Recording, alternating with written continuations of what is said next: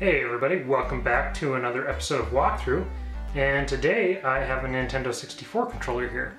I picked this up recently with an N64 system and another controller, and they both kind of had the same problem where the joystick is a little bit gritty, and I know why that's happening. The joystick isn't loose, but it's gritty, and I'm going to show you why that happens and what you can do to fix it. Go over some other stuff as well, but to start off, let's go ahead and just get this cord out of the way and flip this over. Now, on the bottom, you're going to see that there's 7 screws holding the bottom together, but there's also 2 screws up in here inside where you'd put your memory packs or your transfer packs or whatever, the rumble pack that all go in here. There's 2 screws on the side of this connector that also hold the casing down that you need to remove in order to get this this thing apart. So I'm going to go ahead and remove those screws, and we'll be back when I'm finished doing that. Alright, so I've got all the screws out. Now all I should need to do is just give it a lift.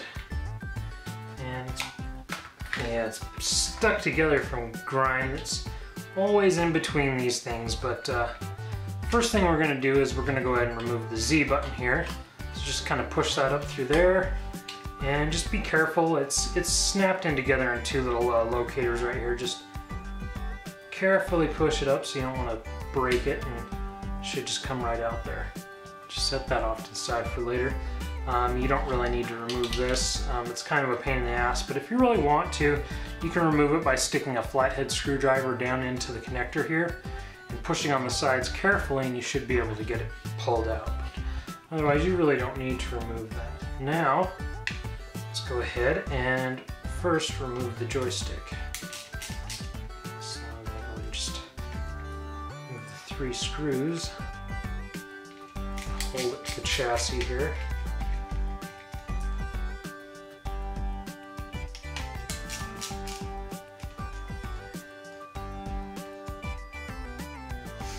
Now go ahead and remove the actual Z button from the back. Now we can lift up the joystick and pull out the connector. So I'm just going to go ahead and put that to the side as well. Lift out your shoulder buttons, toss them to the side,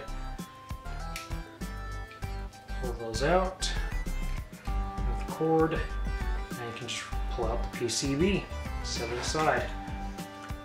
Now, pull off your rubbers, contact pads, and dump out the buttons. Just get all those and move them to the side for later for cleaning. And we've got the top cover totally taken apart. Now I'm just going to put that to the side, and we're going to come back to the joystick here. And I'm going to talk about this for a second. Now, you can get replacements, and I would only advise replacing the joystick if absolutely necessary, if it's like incredibly loose. Like, you'll see refurbishing guides online saying you can fix this, and if it's loose, if it's incredibly loose, there's no fixing it. Just scrap it and replace it with another one. I recommend the ones from NintendoRepairShop.com. They're pretty good. There are some crappier ones that you can find around. You can also find GameCube style ones that go in, and they're utter shit. Don't get them. They may seem like a good idea, but they don't work nearly as well. They're not as responsive. And just try playing any one of the Mario Party games with them, and you'll find out real quick why they suck. But yeah, so now, but this one's problem is it's not loose. It's still relatively tight, but it's kind of gritty inside, and I'm going to show you why and how we can fix that without having to replace it. So there's 1 screw on the bottom here that we're just going to remove.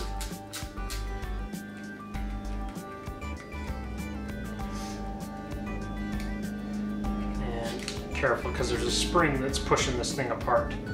So I'm just going to set that screw aside. Now, if you flip it over, while still holding on to it, because as you can see, there's a spring pushing it open, but just pry on, there's these 2 tabs here that hold it together on the top. Just be careful, you don't want to break those. and slowly lift up, and there you go. Now, as you can see down on the bottom of the cage here, there is dust all over in there. And what that dust is it's actually plastic. And it's wear on the inside of the joystick. For some reason, I don't know why, but Nintendo didn't see the need to lubricate the inside of these and grease them. And there's some grease that you can put in here that will prolong the life. I mean, it's not going to prolong it indefinitely, but it's going to make these last longer. So what I'm going to do here first is disassemble the top. Now, this is easy enough. Just hold on to the components here and then turn the joystick, and it should just come right out. Well, should anyway. Alright, there we go. So now you can slowly lift up. So you got this part here, which has got a gear on it, so be careful. And that's how it relates its position on the inside here. And you got a plastic washer, you got a spring, and then you got the joystick, which can now actually come out if you turn it. And you can see there's two slots on the side of the ball there, so you can just slide it out now. And then I am not even going to remove the bottom. I am just going to go ahead and blow all of that crap out of there with my compressors. So hold on just 1 second.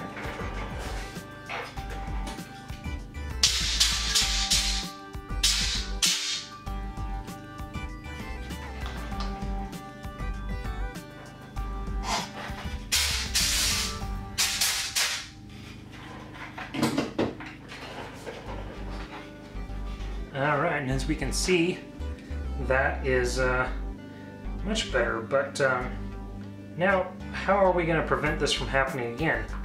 Well, with some synthetic grease here. And this is just PTFE. You can use this on plastics, it's safe. I don't suggest using anything that's petroleum based, as it can eat certain plastics. So I'm going to go ahead and just get a Q-tip here, and I'm going to just dip it in the grease. Now, I'm actually just going to go ahead and lift this out, make it a little bit easier. And I am just going to get this grease on the bottom of the cage here. I'm going to put it on the bottom of this piece. Drop it down in.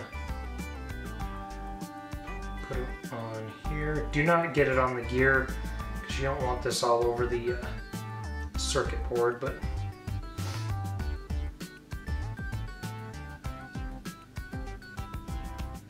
just put it in the bottom there where the joystick is actually going to ride. Make sure that is nice and lubed up, and then same thing here. Just get it on this one.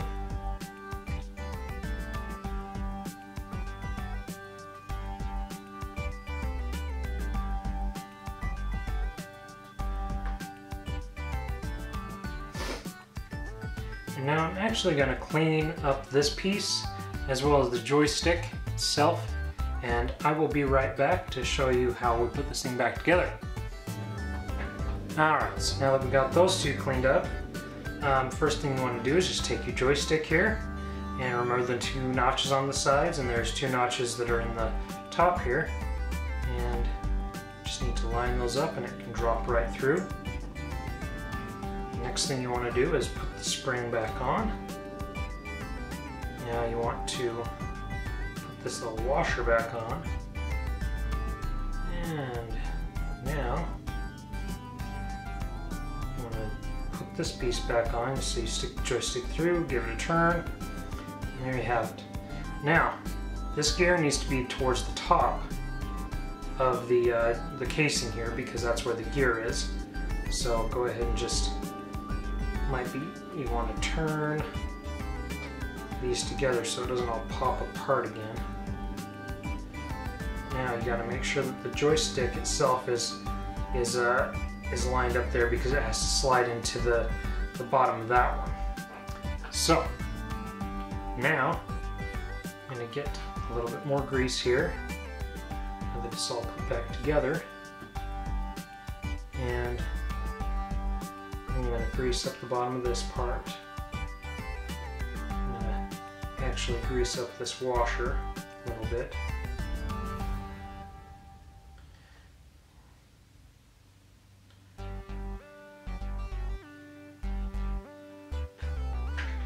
Alright, now it is ready to go back together. Just make sure that this is lined up on the bottom so the joystick can go in easily. Line them up. And this may take a few times to get it to go back together right, but seems we did it on the first try here. Now, I'll go ahead and get that screw that we removed from the bottom. Go ahead and change this back to tighten. Come on. Tighten that up.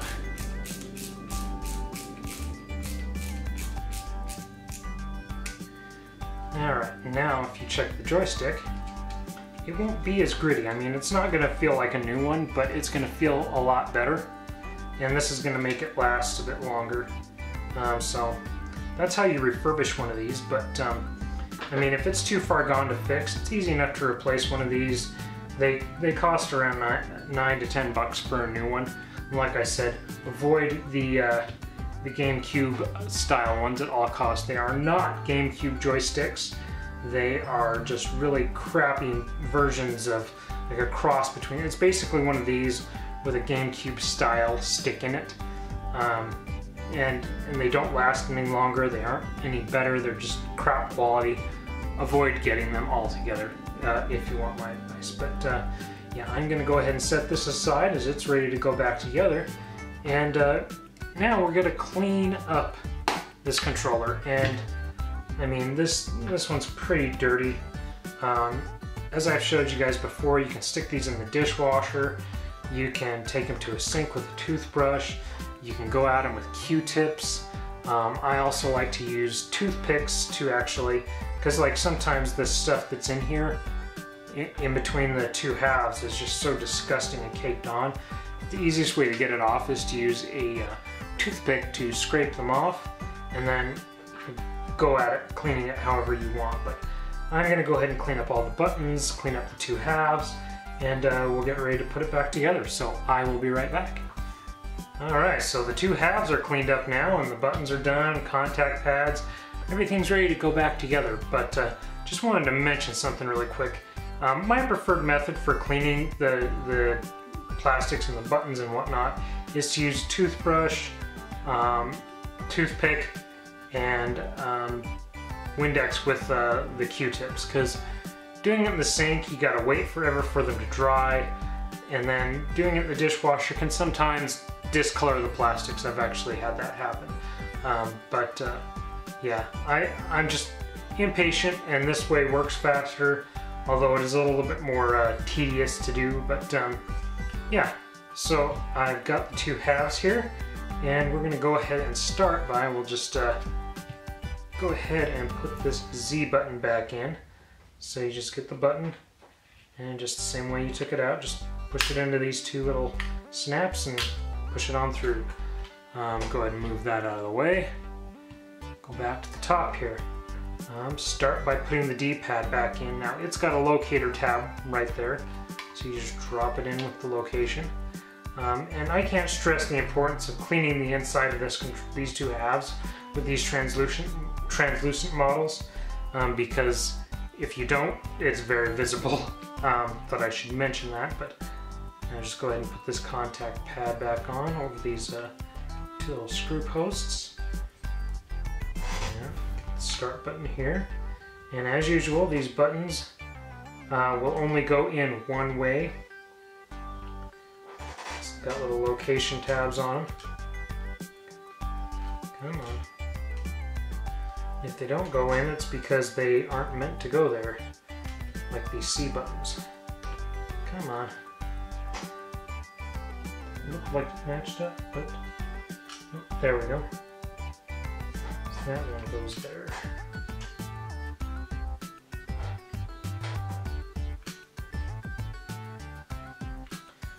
Oh, this one's the other side.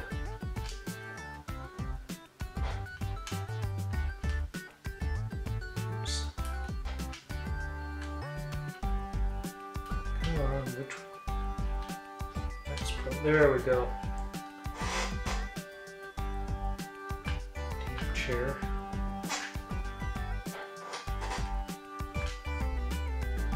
And just put that contact pad back on. Alright, now we're ready to put the PCB back in. Now as you can see, I left the contact pads on the shoulder buttons here because they're really not that dirty, as well as the Z button. It just makes it easier for reassembly, but you can pull them off. If you do, they have locators in them to go inside the PCBs. As you can see, these two little holes that are here. The shoulder buttons are the same, but now you may want to use one of these anti-static wipes with some alcohol and a credit card cut up to get in there to clean those pins if you really want to. Generally, they aren't pretty dirty, so you usually don't have to. I wouldn't bother unless you're having actual problems with stuff in there, but yeah, go ahead and just drop the PCB back in. Controller on the outside of the connector here, get this cord on the outside there, and then wrap around that post and then comes out the top there. Make sure that's pushed down. Now just go ahead and put these shoulder buttons back in, and they just have two little tabs that they slide into there. Now I'm going to go ahead and put this joystick back in. And this is the point where you would just replace it if that's what you were going to do. And just get your 3 screws here. Just tighten it down.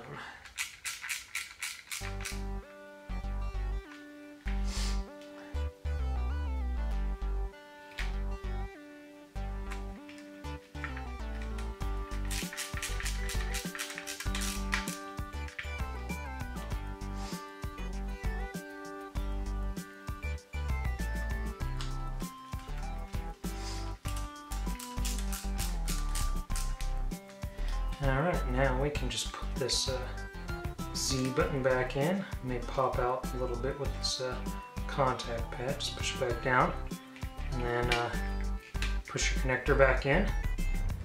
Now, last thing you want to do is go ahead and put these shoulder buttons back in. If you don't, they like to fall out as you're moving around. And then take the back half and just go ahead and drop it back on. It should slide on real easy there. And I just start by putting the one screw there and one screw in one of the handles here, just so we can get it held together. And there, now I will go ahead and tighten the rest of these screws down, and I will be right back. Alright, so got all of our screws back in, and I just wanted to mention, make sure that you put the 2 back in that go up top here in the controller pack slot. You don't want to forget those, but yeah, so we are done. This thing's all back together. All the buttons feel good, it's nice and clean, and best of all, the joystick feels almost like new.